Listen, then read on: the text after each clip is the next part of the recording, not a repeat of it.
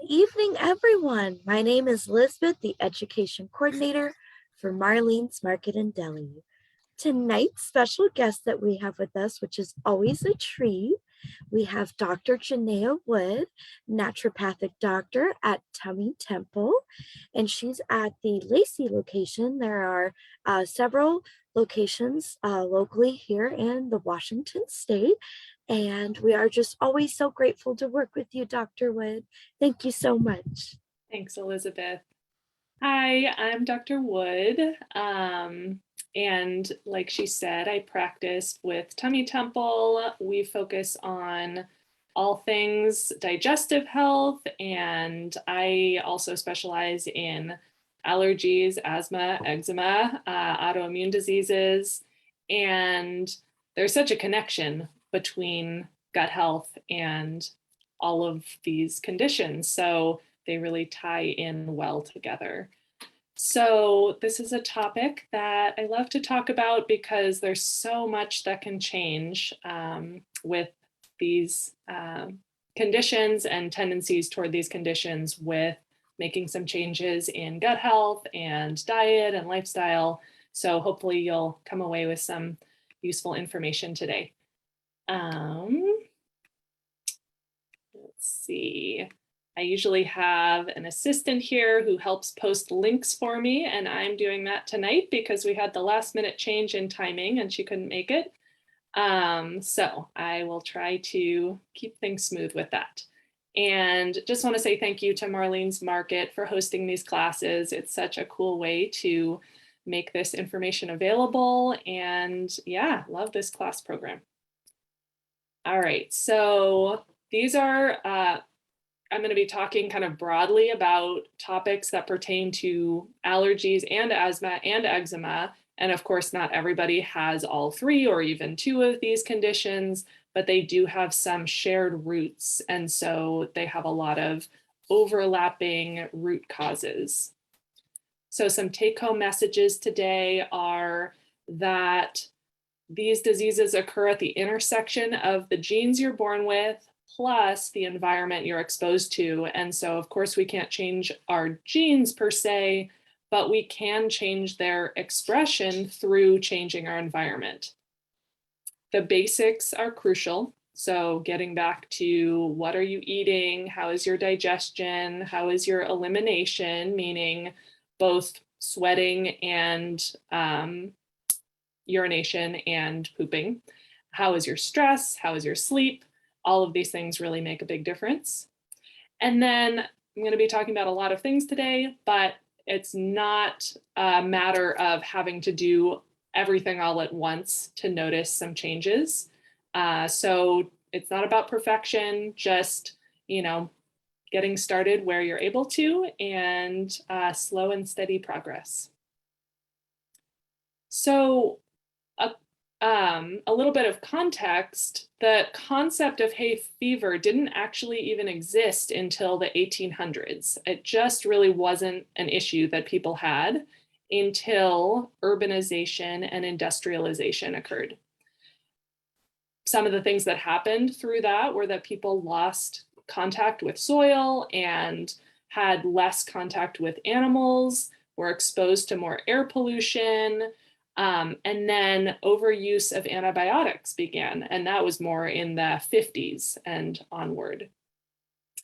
And, ever since, there's been an additional significant increase of allergic conditions over the years, and especially since the use of antibiotics began with the advent of penicillin in the 50s. And especially with use of antibiotics during childhood makes a huge difference. So as far as what we're exposed to, what our environment is like, there are kind of three different factors. There is our outdoor environment, and we'll get into the details of each of these, our indoor environment, and then our internal environment. And I forgot to say, please do just toss out questions as you have them. You can either type them into the chat or you can just unmute yourself and ask. I'm totally happy to answer questions as we go along. So when I talk about outdoor environment, I'm talking about pollution from cars and industry, and that particulate matter damages our respiratory lining and overwhelms our ability to detoxify those factors, because our bodies really are made to detoxify. We just are getting exposed to more things in our environment than we used to many years ago. And those things kind of get stored up in our body and cause problems. The rising levels of carbon dioxide with climate change actually have led to plants becoming more allergenic, producing more pollen. So that's another factor. And then pollen can act sort of like pollution in that it's an inflammatory irritant and can cause some damage to the respiratory lining. And some of us are just, cope with that a little bit better than others, depending on our genetic predispositions and, our body burden of toxins, our body's capacity for antioxidant function. So how well we cope with sort of stress and oxidative damage. And then there's this allergic response in the body. So the body recognizes that pollen or other compound as an invader and mounts an immune reaction to it. And then another really interesting factor is that a lot of cities all across the United States in the past, about 50 or 60 years ago, switched from planting about equal numbers of male trees and female trees. Male trees produce pollen, whereas female trees produce seeds. And many, many cities have switched over to pretty much exclusively planting male trees because they didn't want to clean up the seed on the sidewalks. But that has led to, in a lot of urban centers, massive increases in pollen levels during the spring when all those trees are flowering. And it's actually coincided with another huge jump in allergies because there's just this overwhelming increase in pollen. So that's sort of a frustrating city planning factor. And then when we're talking about our indoor environment, we actually sometimes get exposed to way more air pollution in our own homes than outside in the outdoor environment. And that's because we're kind of just surrounded, unless we're very aware and measured and careful about what types of cleaning products and body care and hair care and all of that we purchase. Unfortunately, a lot of the products on the market are just crammed full of chemicals, and we end up, and then houses are being built to be more airtight. And so that means there's less fresh air circulating, and we're bringing a lot of these chemicals into our homes. So, a lot of scented cleaning products, laundry detergent, dryer sheets, makeup, perfume, things like that are actually just loaded down with chemicals, and it's really a problem for allergies. So many of those compounds also, similarly to pollen, can be damaging to our lungs, skin, and gut cells, and can disable local immune response and also just kind of overwhelm our detoxification capacity. And some of these chemicals actually act as allergens. So the body recognizes these chemicals as invaders and mounts an immune reaction. And then dust mites also. That's probably well known to most that dust mites can be allergens, and they also can be sort of a toxic load on the body. So I used to hate dusting as a kid. When my mom was teaching me to clean, I was just like, nah, that's fine. And now that I know more, like, all right, it's definitely worthwhile. And then mold is another factor that we have to consider, especially in this part of the world where it's so rainy. That was the rainiest spring I've experienced in a while. And so water damage, buildings, mold growth from that is very allergenic and can be a factor as well. So that's something to be aware of. And then moving on to our internal environment. So inside our body, probably the single biggest factor is overuse of antibiotics. And that has been, early on when antibiotics were first invented. Of course, there have always been infections. We learned that we had these amazing wonder drugs that could take care of them. And at the time, it's been a long, slow road figuring out what the cost is of using antibiotics. Initially, it was just like, these are incredible, they're life-saving, they'll take care of, any number of health concern, let's just give them for everything. And they were completely wonderful and life-saving for certain things, and then just had like a marginal or not very much benefit for other things, but they were kind of just thrown at everything because what's the harm? That was the thought initially. And then, we're finally starting to get to a point where we recognize what the harm actually is, which is massive increases in rates of autoimmune diseases, allergies, asthma, eczema, and a host of other conditions. And so, things are starting to change, but it's still so common for antibiotics to be thrown out, given for an ear infection that's almost certainly viral, for a cold, for a flu, which are definitely viral, for sinus infections, which are usually viral, at least initially.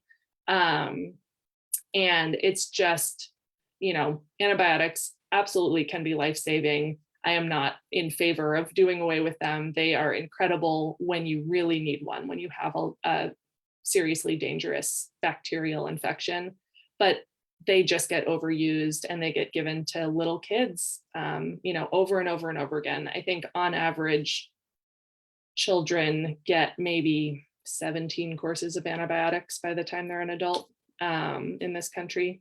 And it's mostly for things that they didn't truly need it for. So that's probably the biggest factor. And that, wipes out a lot of really important beneficial bacteria in the gut, some of which we're just never going to get back, and completely changes how our immune system functions.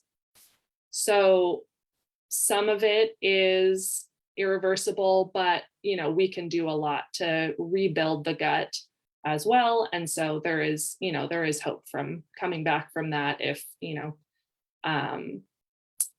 you have been one of those people that has been given many courses of antibiotics in your lifetime. So other factors that are also important, maybe not quite as dramatically affecting this situation, but also very important, are just what are you eating? So in the modern kind of, standard Western diet, there are a lot of things missing, and then there are a lot of things there that really shouldn't be there. So things that are missing are enough fiber. Most people are not getting enough fiber. And then bioflavonoids, which are the bright colors, plant antioxidants that the plant makes to protect itself from pests or from, sun exposure, sort of like plants' version of sunscreen. So we get those by eating lots of brightly colored fruits and vegetables. And so a lot of people could use some more of that. And then vitamins and minerals from, naturally occurring sources in food. And then the things that are there that really shouldn't be there are refined sugars, additives and preservatives, too much salt, antibiotics, because a ton of antibiotics are given to animals that are raised for food because it makes them gain weight. So it helps you, grow your chicken or your pig to full size much faster, which, if you think about it, is sort of problematic for us as well. And then pesticides, herbicides, and other growth hormones as well. So together, all of this results in nutrient deficiencies, really messes with our growth of healthy gut bacteria, and then encourages the growth of inflammation-producing bacteria. So there are a lot of bacteria in our guts that, if they're present in just small numbers, they don't cause any problems at all. But if we kill too many of the healthy bacteria, they're allowed to overgrow, and then they cause a lot of problems. And the way out of that is not to try to kill them off, really. It's to garden the healthy bacteria into greater prominence by giving them what they like to eat, such as plenty of dietary fiber, and giving them, the sort of natural growth hormone for healthy bacteria that we want around are those plant antioxidants, the polyphenols, so all those brightly colored compounds in fruits and vegetables. Any questions so far? Let's see. Okay, someone's asking, would I recommend an air purifier with UV light for the home? Definitely air purifier, with or without UV. I think sure that can be helpful. My favorite air purifiers are Austin Air, IQ Air, and Air Doctor. Tummy Temple sells Austin Air. We don't have any affiliation with the other two, but those are just the three that I know are really good quality, work really well. And yes, absolutely, especially in your bedroom, so you can be breathing clean air and filtering out pollen and other allergens, especially all night while you sleep. But if you're able to, having a couple throughout the home is really wonderful, and especially helpful during fire season, which hopefully we won't have too bad of one this year, but I'm sure you've all experienced the not so great ones in the past couple years. Let's see, another question. Was given a lot of antibiotics as a child, got double ear infections during the spring, recently dealing with sinus infection for over 2 weeks. My ears are still plugged.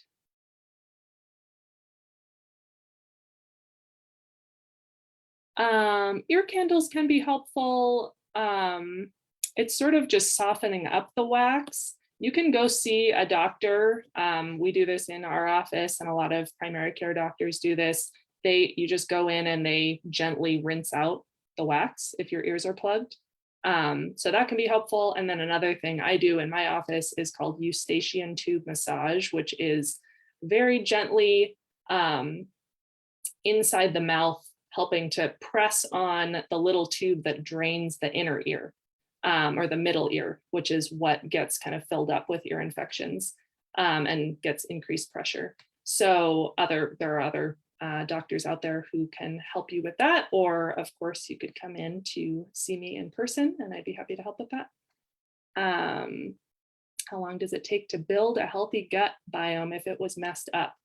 Well, the microbiome tends to start recovering from antibiotics in like 3 to 6 months. Certainly you can help it along. Again, there are some bacteria that healthy gut bacteria that you may never get back, but you can kind of help repopulate with probiotics, and lots of fiber can help to build things back pretty well. So I would say for sure, bare minimum 3 months, but it can take longer. It sort of depends on how intensely things were thrown off. Okay, continuing onward.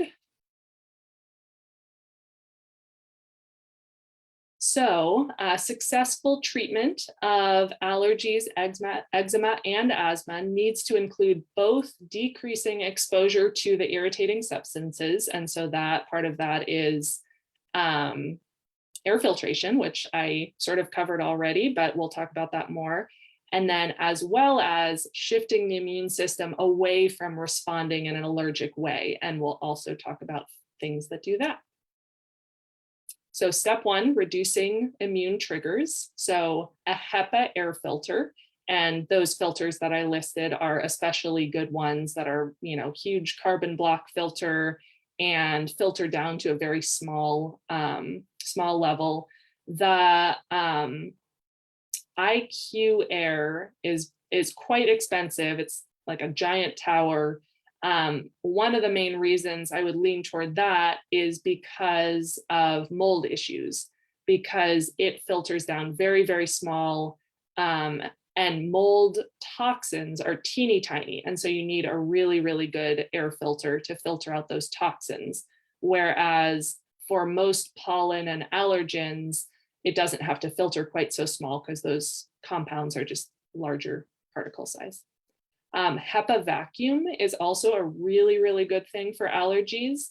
That helps as you're vacuuming, those teeny tiny particles don't just like fly through the filter, they actually get caught in the HEPA filter. And then dust mite covers for pillows, comforters, and mattress can be really helpful. Washing your linens more often. So, ideally like weekly, and washing them on hot can help to get allergens out of your bedding. And, you spend so much time in your bed that it's a big factor. And down pillows can actually start to grow a little bit of mold on the down particles. So, having those dust mite covers and maybe even steering away from down can sometimes be helpful. And then unfortunately, I hate to say this because I love the outdoors, but while you're in sort of peak allergy season and really in a reactive state, it is helpful to keep your windows closed and, stay inside a little bit more during those peak allergy seasons to reduce exposure, because part of getting your body less reactive is reducing how much you're being exposed to. And then hopefully with time and working on some of these other underlying things, you will be less reactive and won't have to like hide from the allergens as much.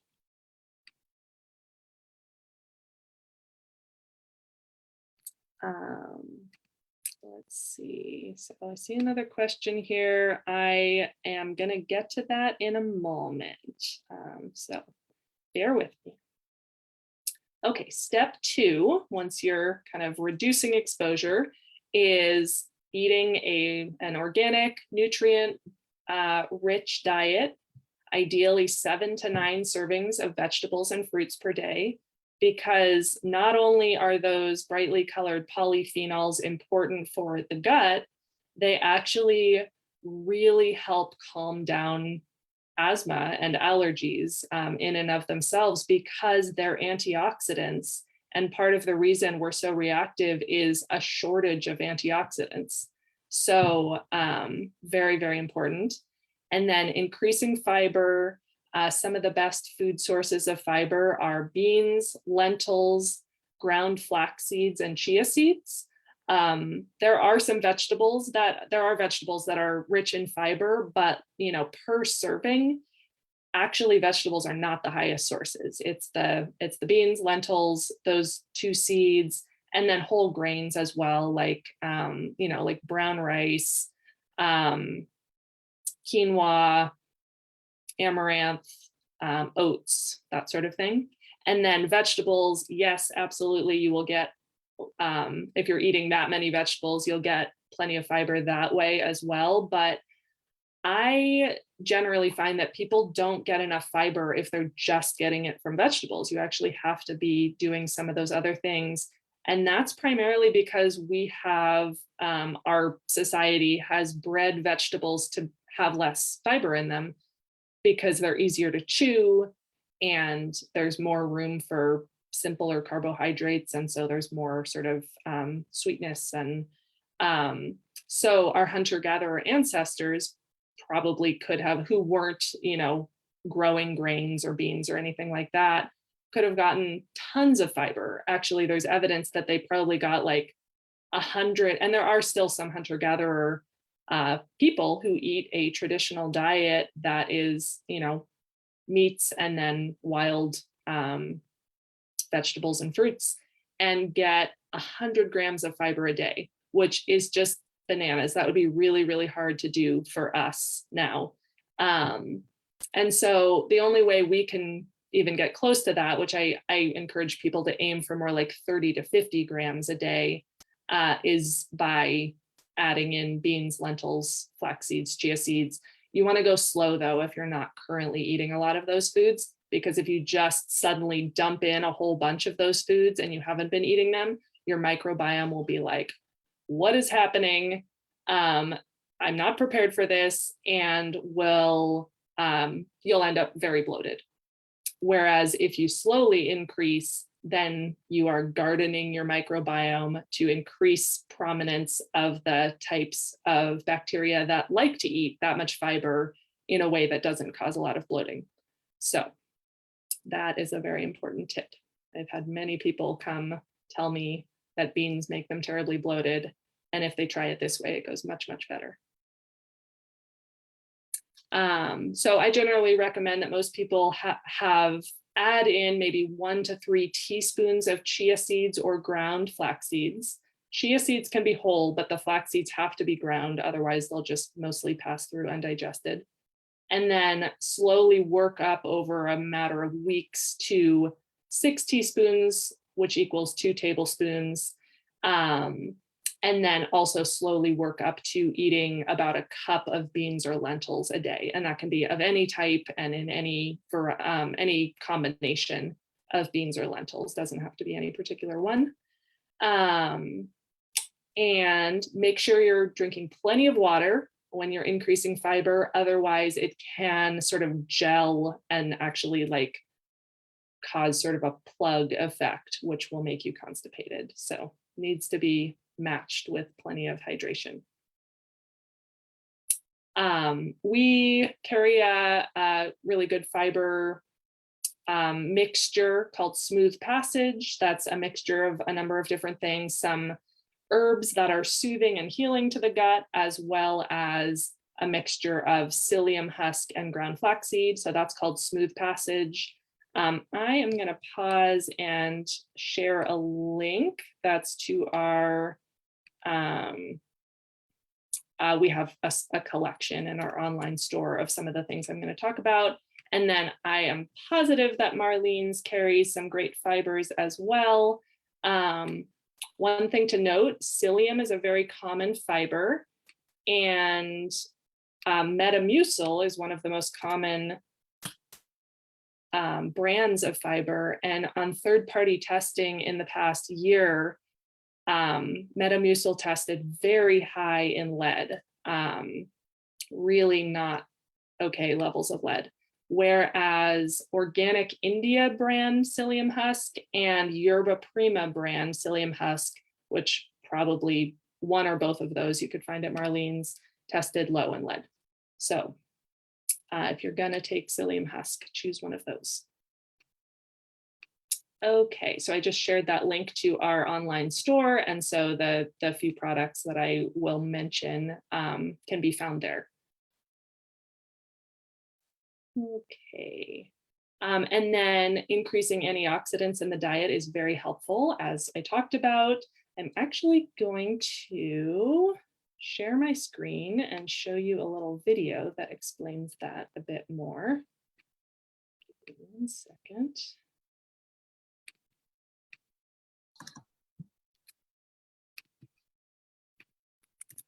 And Dr. Wood, do you have the optimized video clip and share sound on the share screen? You know, I am not sure. Should I send you the link and have you send it? So if you take a look at the, when you click the green share button, you'll see at the left bottom corner, those button options. Okay, you know what? The link is broken. I've pulled this up many times in the past and it's not coming up. So I will just share the gist of it.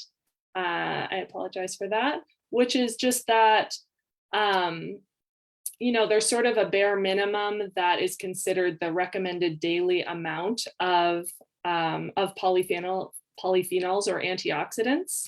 And you could get that from probably like 3 or 4 servings of fruits or vegetables. And it really matters which fruits or vegetables. So,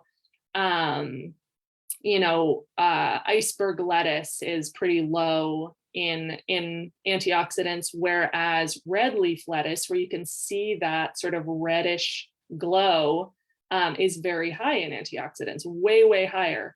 And so if you start to sort of choose foods based on those bright colors, you can actually while still eating the same number of like technically servings of fruits and vegetables, get way, way more antioxidants. And it's really worth kind of overdoing it, so to speak, because anytime we're, walking down the street and inhale someone's secondhand smoke or car exhaust, or something really stressful happens at work, emotional stress is oxidative stress as well. And our bodies need these plant antioxidants to sort of mop up and quench the inflammation and oxidative stress from just all of the stuff that we're exposed to throughout the day. The sun causes oxidative stress, and some stress is good. We want to have some sun exposure. It has many health benefits. I think of berries, organic berries, as like internal sunscreen. It actually helps your body cope with the natural stress of getting some sun exposure. So, all right. And then leaky gut. Yay, eat the color of the rainbow. Yeah. So leaky gut is sort of the layman's term for intestinal permeability. So that is where the lining of the intestines essentially starts to become a little bit roughed up and damaged. So in a healthy state, the inside of the intestines is essentially still the outside of your body. So it's made up of these tightly linked sheets of cells that form a smooth barrier that separates the contents of your intestines from the actual like inside of your body, in your muscles, your blood, your organs. And it has a gatekeeper effect. So the foods should be fully digested before they're allowed to cross that barrier, that intestinal lining, into your bloodstream. Nothing should get into your bloodstream that hasn't been processed down to its basic component parts. And, it also prevents any living bacteria or any even little bits of bacteria from getting from the gut into your body. So it's essentially still outside your body when it's in your intestinal tract.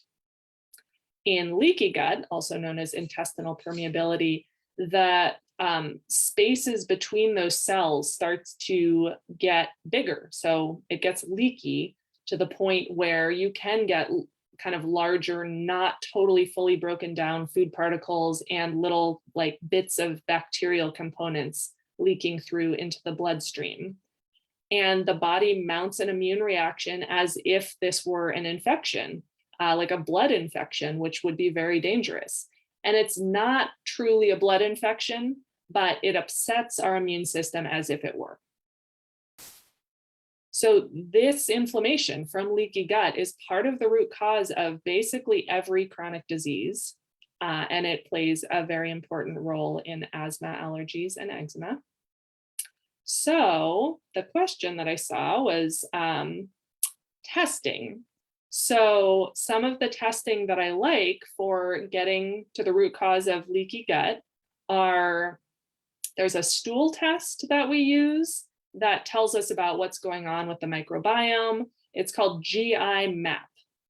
And it looks for, true pathogens in the gut.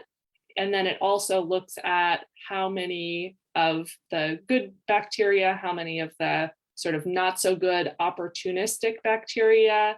Are there high levels of intestinal yeast, which can cause problems? Can we find any signs of intestinal parasites? And then looks for blood, looks for inflammation levels, looks for how well, are you digesting your fats okay that you eat in your diet? So it's a really broad test. So that's one thing one test option that I find really useful. And then another one is food intolerance testing. And so that can be a really useful thing for an infant with eczema. That one is a finger prick, so not totally fun for the baby, but it's not too, it's over quickly. So it's collecting a few blood spots and looking for food reactions. And so both of those can be really, really helpful in helping to heal up an inflamed gut. And that testing can be ordered by myself or any of the doctors at Tummy Temple. And yeah, I usually, when I have a visit with someone, we kind of talk through the different options, and based on their situation and their symptoms, decide, which one would be most appropriate, or if we're going to start with one, and if we need to do another one later on. And then we can also really work on stimulating proper digestive function. So we need enough stomach acid and digestive enzymes and bile to actually break down our food. And we also need to chew it really thoroughly and be in a relaxed state while we eat, in order for our bodies to actually produce those three factors: the stomach acid, enzymes, and bile. So if we're super stressed out, like racing across Seattle or Tacoma or Olympia in our car, in traffic, and then like trying to cram some food down our throats while we're doing that, our body is in more of a fight or flight state, not so much a rest and digest state. And we just don't even produce those digestive factors when we're stressed out. And so then you're just putting the food down there, and it just kind of sits around, doesn't digest well, and causes problems, causes inflammation, gets,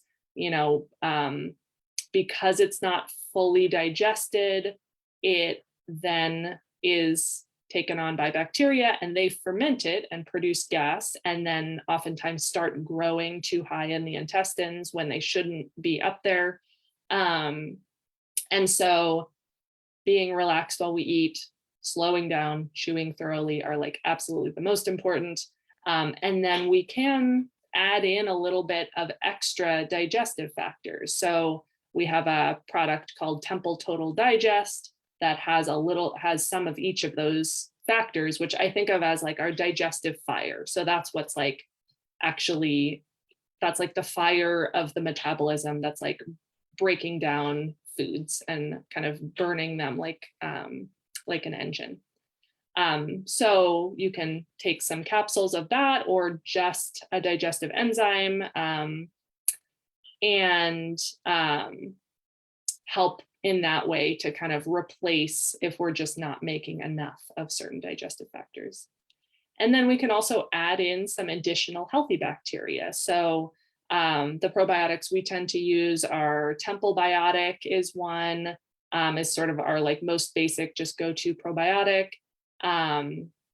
Smidge or sensitive probiotic can be a good fit for people with allergic tendencies, because a lot of times histamine is what's released that gives us itchy eyes and sneezing. And some probiotics actually can result in a little bit of increased histamine production in the gut. And so it depends on the strains of probiotics. So that particular one, the Smidge sensitive probiotic, is a low histamine mixture of strains. So that can be helpful. Sometimes people have found, like, I've tried a bunch of probiotics and they just don't seem to work for me. Or like I get symptoms when I take them. I notice that I have, more gut issues or more allergic issues. And so those would be the people for sure that the Smidge sensitive probiotic would be a good option. And then Immunospore is a totally different type of probiotic, spore forming probiotic. And that is a wonderful one as well. That's kind of working in a slightly different way. And then we can use herbs and nutrients to help actually sort of like patch up and heal up intestinal lining that is somewhat damaged. So the things we use for that are marshmallow root, L-glutamine, slippery elm, and all three of those are in our formula IntestiHeal. And then we have another one called Inflammapro that's like a protein powder, but with all of the sort of gut healing and inflammation reducing factors in it. And then finally, IG Guard is, it's actually immunoglobulin. So it's like antibodies from a cow source. And when you take it orally, it helps to bind up kind of irritating and inflammatory factors and make them too big to fit through the leaky holes in the intestinal lining. And so that works in a slightly different way, but can really help to prevent just that like constant outflow of those inflammatory factors getting out of the gut into the bloodstream. And we actually do have a pre-recorded class specifically all about healing leaky gut. It's a huge topic, and I can't get totally in depth into it today. So I'm going to post a link to that, and you can check that out if you are wanting to learn more on that topic.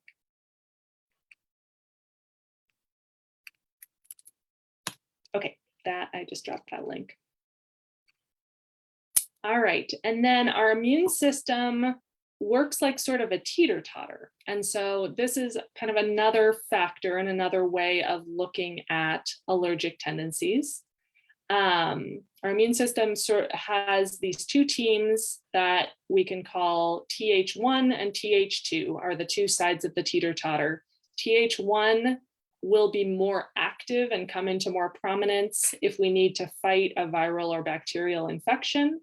Th2 will become more prominent with allergic tendencies and also parasitic infections. So sort of the point of Th2, the reason we evolved it in the first place is to fight off parasites, because we used to just sort of all have them all the time. And we needed to be really well able to fight them. There are still more people than you think walking around with parasites in this country, but it's much less so now that we have better sanitation and plumbing and all of that. So now it's like, this is part of the factor where with industrialization, with moving into cities and away from farms, with not being exposed to as many animals or livestock growing up, it's sort of like the sanitation of our environment. We're not in that Th1 state as much, which allows more opportunities to tip into the Th2 side of things, which presents as allergic tendencies or asthma or eczema tendencies. And a lot of this, a lot of it gets set up in childhood. So children who grow up with dogs in their home tend to have less allergies than kids who didn't. And part of that is, so as your immune system is being educated, what was going on in your environment, and that changes things. So then there's a third team in this immune system teeter-totter, or sort of like sports game called Treg, that's sort of like the referee and helps to maintain balance between the two sides. And prevent either side from becoming too dominant or breaking the rules or completely taking over. So pollution, chemicals in our homes, dust mites, poor diet, all decrease Treg activity. So they decrease the effectiveness of the referee.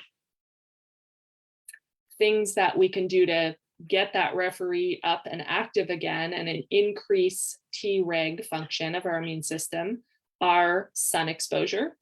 A lot of people learn that you should stay out of the sun, you should cover up your skin, you should put on sunscreen at the first sign that you go outside. And that's kind of a problem, actually. Not that we want to get sunburned, but we actually really need some direct, unencumbered sunlight exposure to our skin, ideally like 20 minutes or so. And then you can put on your,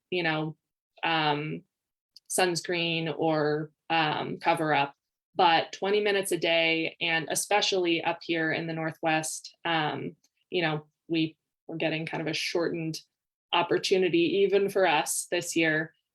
So very, very important to get direct sun exposure. And this is one of the reasons why. There are a bunch of other ones. Vigorous exercise helps with Treg function. You don't want to do anything, you have to listen to your body. You don't want to overtrain to the point of exhaustion or injury, but vigorous exercise if it feels good, if you feel invigorated by it, very helpful for increasing Treg activity.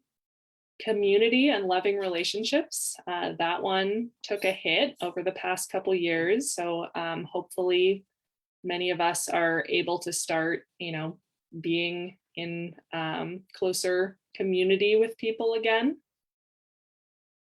There are so many studies that people live longer, have fewer health problems if they have community. So, putting in effort there and making space for those things is very important. And then having a stable circadian rhythm. So circadian rhythm refers to the sleep-wake cycle, light-dark cycle that we live in. And so we can help support that by sticking to a regular bedtime and regular wake time, eating at regular times. If we are constantly breaking that by having totally wacky all over the place bedtimes, getting up, sometimes at 6 a.m., sometimes at noon, or, even to a lesser degree, it disrupts the immune system and decreases Treg or T regulatory activity. So very helpful to kind of stick with that. And then probiotics also help with this. It's another benefit of probiotics. You want to be looking for at least 10 billion CFU or colony forming units potency, unless we're talking about the exception would be the spore forming probiotics. That's usually a lower potency. And then for kids, at least 5 billion CFU potency. And you want to look for good brands. We kind of have gotten to the point where probiotics are being manufactured so that they are more likely to be shelf stable at room temperature. And that's actually a really good thing because, it's not refrigerated in the gut. So those bacteria have to be sturdy enough to survive at our body temperature and make it through our stomach acid. And so there have been a lot of advances where, probiotics are either being encapsulated in a way that keeps them stable at room temp or and allows them to pass through the stomach, which is a very intense environment without being damaged. Spore forming probiotics are super duper tough. They do not need to be refrigerated ever. But then you also just want to, go for good quality brands. Of course, we have the brands that we carry. Some other ones that I like are Garden of Life is a good brand, and that's widely available. And then fish oil is really helpful for balancing the immune system. So I recommend looking for 1,000 to 3,000 milligrams of EPA and DHA combined. So when you look at a fish oil supplement, it'll say the milligrams of total fish oil. That's not what I'm talking about.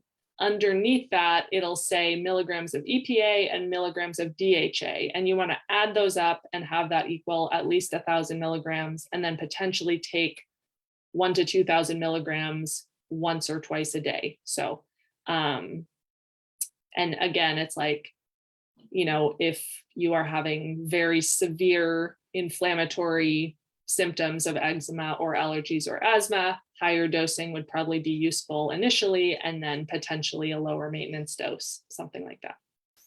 And then optimizing vitamin D is another factor that balances Treg.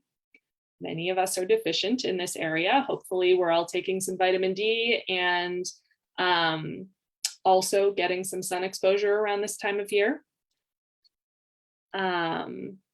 If you're not sure about your vitamin D status, I do recommend getting tested because we don't all absorb it the same. We don't all activate it the same. And so one person could be taking 10,000 IU per day and still be very low, still be not optimal. And another person could be taking 10,000 IU per day and be actually getting too high to the point that it's messing up their calcium levels in their body. And so it does actually, it is very useful to get it checked.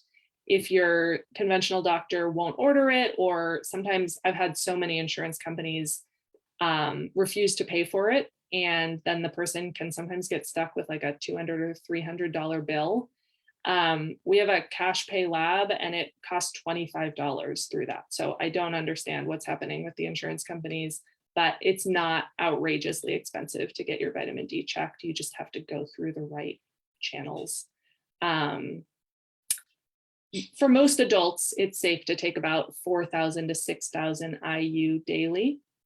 And then safe for most kids over age 5 to take about 2,000 IUs daily. And it's a fat soluble vitamin, so you want to take it with food. Lower doses of 1,000 to 2,000 IU daily are usually not enough to raise your blood levels. Someone is, Shelly is saying, what about fermented foods? Is that good for the gut? Yes, absolutely. I think of fermented foods as like it's good to have them as like a garnish every day or multiple times a day. Mainly I like more the just straight bacterial ferment. So kombucha, for example, is a bacterial and yeast ferment. And it's pretty common for people to have too much intestinal yeast from eating too many sweets, high stress, living in damp, moldy environments. And so just the straight bacterial ferments like kimchi, sauerkraut, water kefir, plain kefir, if you do okay with, milk-based kefir, if you do okay with dairy, or, there are good coconut yogurts and cashew yogurts and things like that out there. So yeah, having some of that daily, and it's fine to eat larger amounts if you do well with it, but especially for things like kimchi or sauerkraut, it's like, you don't need a ton. They're very rich in healthy bacteria, and you can just have like a tablespoon with your food. Let's see, do you have to be a patient to get your vitamin D checked, or can another provider order it? I think you're asking, do you have to be a patient at Tummy Temple for us to order the vitamin D test? It just depends. So I think you're asking if someone at another practice could get that price. And it depends on the practice and whether they have a cash pay lab. So I don't know. They probably, you could find other practices, almost certainly you could find other practices that do have a cash pay option with decent pricing on vitamin D, but I don't have any way to know that, or what lab they use. I just know the price for the one we use. Someone is asking, so that balances out the bad stuff. Do you mean the probiotics? Or the fermented foods? And then daily vitamin D recommendation for adults. It varies from person to person, Heather, but 4,000 to 5,000 IU per day is safe for most adults to take and will kind of help bolster your levels up higher. Yes, fermented foods can help balance out the bad stuff, but I wouldn't just rely on that. Some of the bad stuff is coming from food additives and weird chemicals and too much sugar and all of that. And so, reducing those things is also very important. Okay, so back to just a couple more things that help with the Treg balance in the immune system. Turmeric or curcumin, which is an extract from turmeric. And so you can get that from food by adding turmeric to your food, or by making golden milk daily, which is sort of like a turmeric latte. Or you can take a curcumin supplement. So we carry one called Theracurmin, which is a very high potency curcumin extract.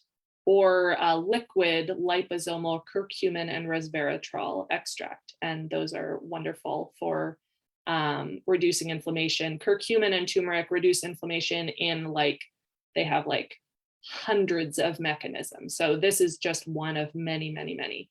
Turmeric is a really wonderful herb. And then antioxidants from food. This is another way that the plant polyphenols helped balance our immune system, is by increasing Treg activity. I always like to mention one of the really good ways to get more plant antioxidants in your diet is through herbal teas and using herbs and spices in cooking, because you don't have to use a lot. And, it's like you can kind of only eat so much food throughout the day, but you can be sipping on herbal teas all day long as a way to stay hydrated and also be getting increased compounds. And then, we can use more fresh herbs, more spices in our cooking. And that's a great way to sort of punch up those levels of antioxidants. And then the final one is NAC, N-acetylcysteine. And that is a sulfur containing kind of 3 amino acid strand. And about 600 milligrams daily would be the ideal, would be a good dose. There are some reasons why you might do higher, but that's a good basic dose for most people. And it's a precursor to glutathione, which is a powerful antioxidant that helps protect our liver and lungs and brain. And then very helpful for reducing reactivity in allergies and asthma. So a final topic that I want to cover is toxicity. So we talked a little bit about this earlier. Many of us, all of us, are getting exposed to toxins in our environment, and unfortunately, a lot. So an important aspect of addressing these conditions is to help the body rid itself of accumulated toxins through gentle cleansing, and actually, even more importantly, reducing exposure. So the best kind of first steps for reducing exposure are avoiding processed foods and refined sugars, eating organic as much as possible, detoxing the home. So you can use a resource online called skindeep.org. I will put that in the notes to look up your body care and skincare products and see how they rank as far as toxicity. And it'll actually break down what are the ingredients. It'll rank each ingredient as far as safety, and it'll tell you why. So it'll actually tell you a lot of them. The problem with them is that they are allergenic. They cause allergies. And so that would be especially pertinent to people attending this course. Whereas some of the other ones, the problem with them is that they mess with hormone balance, which of course that's also not good, but not as directly pertinent here.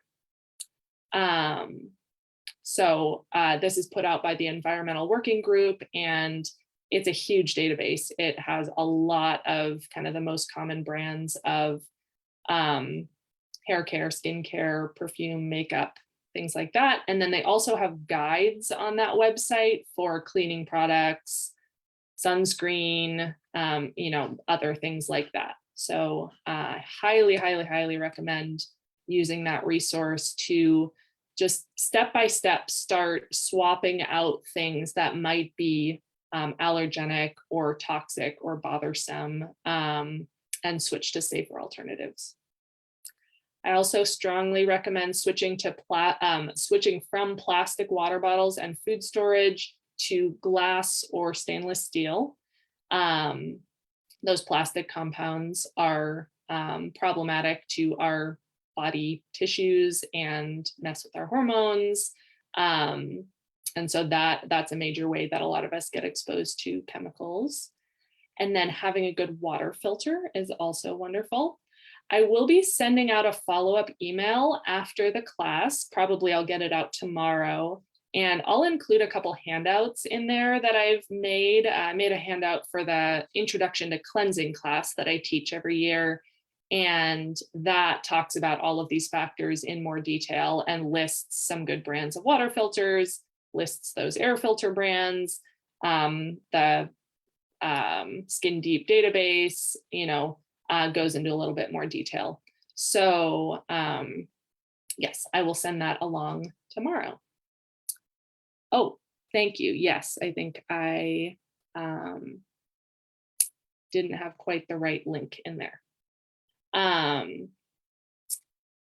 Okay, and then once you're kind of avoiding the largest sources of exposure to environmental chemicals, then you can ask yourself, are all of my organs actually eliminating toxins properly and the way that they're supposed to? And so that includes, am I sweating regularly? Can I even sweat? Some people who have really sort of compromised detox capacity actually have a really hard time sweating, and you can get that back with, gently sort of doing some sauna therapy. You can get your body sweating again. Are you drinking enough water to flush out the kidneys? Are you peeing regularly? Are you moving your body? Is your lymphatic system congested?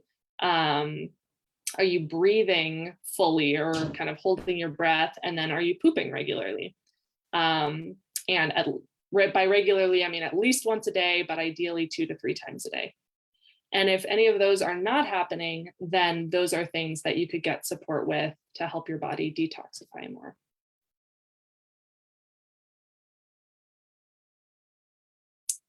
And, some important areas to address to support those systems are staying hydrated, ideally somewhere around half your body weight in ounces of water. So if you weigh 150 pounds, it'd be around 75 ounces of water, or herbal tea counts toward that, but coffee and caffeinated beverages and alcohol do not count toward that total. And then you'd want to increase the water if you're exercising, sweating heavily, and then getting plenty of fiber will help you poop regularly. Magnesium citrate, we use a Temple Calm is our powdered magnesium citrate supplement, but that's just like a gentle laxative that can be really helpful, as is Daiju, which is a herbal stool softener. And then make sure you're exercising to be able to sweat, or even better for detoxification, sauna therapy. And then we offer colonics, which really help to clear out the digestive tract, or electrolymphatic therapy, which is incredible for the lymphatic system. And I actually have a lot of people who come in for electrolymphatic therapy because it really helps with their allergies. It really helps drain out collected mucus and the stuck lymph around the sinuses. So it helps with sinus congestion. A lot of times people notice significant improvement in their allergies after a electrolymphatic therapy session. And then just doing like a little more concentrated cleansing 1 to 4 times per year. There are all different cleansing programs out there. We've developed one called the Revive Cleansing Program, and that is a wonderful one. I've had a lot of people report significant improvements in all manner of symptoms after doing that 10-day guided cleanse. I will add that in the notes as well.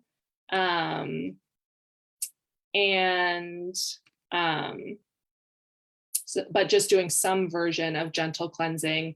By that, I don't necessarily mean fasting. You can be eating food, but just very healthy, simple diet, not, definitely like getting out the processed food and sugar during that time, ideally avoiding caffeine, alcohol, and then sometimes adding in some herbs to help the liver do its processing of toxins more efficiently. And then I teach a class every year called Intro to Cleansing, as I mentioned. I will likely be teaching it again live in 2022, and I believe there's a recording on the Marlene's Market YouTube channel, and you are welcome to check that out as well. Actually, I do have that link here. So I'll share that if you want to learn more in depth about cleansing. There is that one.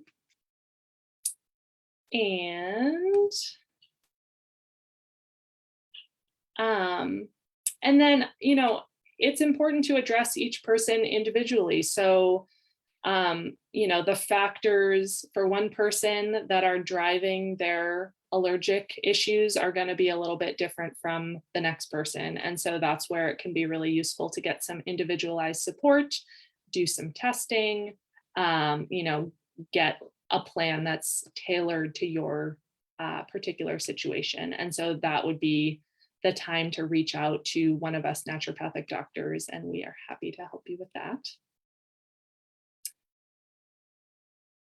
And sometimes it can take a little bit of digging, a little bit of trial and error, finding what works for you, finding the right diet that works for you. So, you know, don't get discouraged.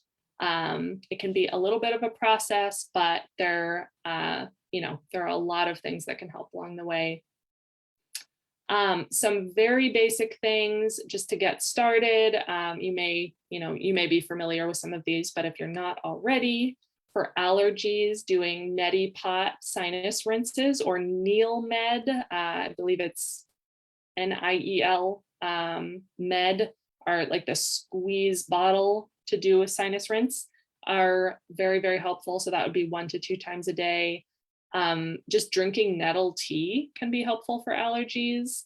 And then we have a product in our online store called Natural Dehyst that I find it's so helpful for allergies. So that's like my go-to first step. It's not going to fix the underlying causes of the allergies, but it's a whole mixture of natural antihistamines. So NAC is a natural antihistamine, nettles, quercetin, vitamin C, and bromelain. And that is a really great combination. So I really love that product, and that can like really get you through a rough allergy season, and then, you know, be working on the underlying stuff. And then the next allergy season will probably go a lot differently. There's also an herbal formula called Tree Country Allergy that we also use and can be really helpful and can help with sinus congestion particularly. And then just adding in vitamin C, extra vitamin C on its own is great as well. For eczema, adding in some liver herbs like Hepa caps is one that we often use. Doing that Revive cleansing program, really that would pertain to any of these conditions. Adding in some probiotics, L-glutamine, which we have in our store as well. That's a single amino acid that helps with healing up that intestinal lining. And then fish oil is particularly helpful. And we need vitamin C and zinc for just skin healing, for the skin to be able to heal well. And so those can be especially helpful with eczema. And then just getting healthy fats in your diet. So that could be olive oil, a little bit of coconut oil, eating fish, avocados, nuts, seeds, because we have a lot of fats in our skin that form a healthy, functional skin barrier. And so we need enough of those to be able to repair and keep that going. And then for asthma, there's really good evidence that increasing those antioxidant levels in the diet can really calm down asthma severity. Removing dairy can often be really useful. And then NAC is one of my absolute first go-to things for asthma. And I would dose it a lot higher in that case. Higher dosing will also help thin mucus. And so that would be more like 600 to 1200 milligrams 3 times a day or something. And then we have a herbal formula called Deep Lung Tincture that can be helpful there as well. And again, vitamin C is good. Of course, asthma can be dangerous. You know, severe allergies can be dangerous. And so you want to be working with a practitioner who's helping you stay on top of that. If you have a history of anaphylaxis, always want to have an EpiPen with you, even if it doesn't seem like you need it. You could need it someday. It's just not worth messing around with that. So safety first. And wrapping things up, we do have a coupon code. If you want to order anything from our store, anytime in the next week, you can use the coupon code for 20% off your order. So I'm putting that in the chat box, and I will also send that out with a follow-up email tomorrow. And then if you mention this class when you schedule, if you'd like to try one of our services like a lymphatic therapy or a colonic, or schedule a new patient ND consult, you can get $20 off your first visit by mentioning this class. So that is all that I have for you today. I'll check back and see if I see any other questions that popped up. And if there was a question further back that I didn't catch, I think I got all of them, but feel free to post it again. Thanks everybody for coming today. I hope you learned something useful to you. And thanks again to Elizabeth and to Marlene's for hosting this class. Oh, yes, always a pleasure working with you, Dr. Wood, and everyone down at Tummy Temple. Oh, I see one more question. What is lymph cleansing? So the lymphatic system is a circulatory system that's totally separate from the blood system. And it's a whole network of vessels. Many of them are just below the skin. They're kind of delicate. And so you wouldn't feel them. There's no pulse like there are with the blood vessels, but they carry our immune cells. So they carry this milky fluid that's made up of our white blood cells and sort of immune proteins. And it should circulate well. It should, be constantly able to flow. And if it's not, it can contribute to swelling, puffiness, skin itching, and allergies, and actually all sorts of problems. It can contribute to pain, poorly healing wounds, things like that. And so lymph cleansing is basically helping thin out and circulate that lymph fluid. And you can do some of that at home with things like dry skin brushing or castor oil packs. On our Tummy Temple YouTube site, we have some instructional videos on that. And then the electrolymphatic therapy is what we offer in office for that. That's a really powerful therapy to move the lymph. And then there's, we don't use it at our office, but there's manual lymphatic therapy. That's like a type of very specific type of massage that helps move the lymph. So hopefully that covers that. All right, I think that's everything. Ran a little bit over today. Thanks for staying. No worries. Lots of great information to share. We had lots of great questions. Yeah, I thank each and every one of you for being here. I know it's been a sunny evening, so hopefully y'all were out in the park and tuning in. Yeah. All right. I hope you